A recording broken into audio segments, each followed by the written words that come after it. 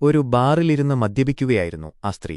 ഗ്ലാസിലെ മദ്യം കുടിച്ചു തീർത്തപ്പോൾ അതിനടിയിൽ ഒരാൾ ഇങ്ങനെ എഴുതിവച്ചിരിക്കുന്നു: നീ ഇപ്പോൾ മരിക്കും. ഞെട്ടിപ്പോയ ആ സ്ത്രീ ഇതാരാണ് ചെയ്തതെന്ന് അലറി ചോദിക്കുന്നു. അപ്പോൾ അവിടെ ജോലി ചെയ്യുന്ന പയ്യൻ ശാന്തനായി മുന്നോട്ട് വന്ന് ഒരു വിഷക്കുപ്പി കാണിച്ചു പറഞ്ഞു: അത് ഞാനാണ്, നിങ്ങളുടെ ഗ്ലാസിൽ ഞാൻ വിഷം കലർത്തിയിട്ടുണ്ട്. ഭയന്നുപോയ ആ സ്ത്രീ അവിടെ നിന്നും ഓടാൻ ശ്രമിച്ചപ്പോൾ അവൻ തടഞ്ഞു.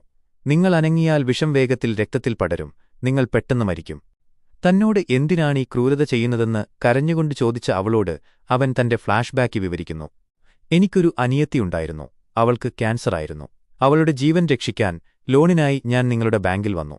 എന്നാൽ ഞാൻ ബാറിലെ ജോലിക്കാരനാണ് എന്ന നിസ്സാര കാരണം പറഞ്ഞ് നിങ്ങൾ ആ അപേക്ഷ നിരസിച്ചു.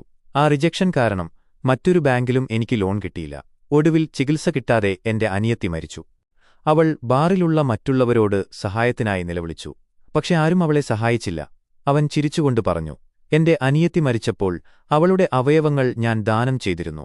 ഈ ബാറിലുള്ള പലരിലും എന്റെ അനിയത്തിയുടെ അവയവങ്ങൾ തുടിക്കുന്നുണ്ട്. മരണഭയത്താൽ അവൾ അവനോട് മാപ്പിനായി അപേക്ഷിച്ചു.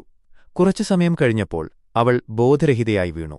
എന്നാൽ കുറച്ചുകഴിഞ്ഞ് അവൾ കണ്ണു തുറന്നപ്പോൾ അവൻ പറഞ്ഞു: ഞാൻ നിങ്ങൾക്ക് വിഷമൊന്നും നൽകിയിട്ടില്ല, വെറുമൊരു മരുന്നു മാത്രമായിരുന്നു അത്.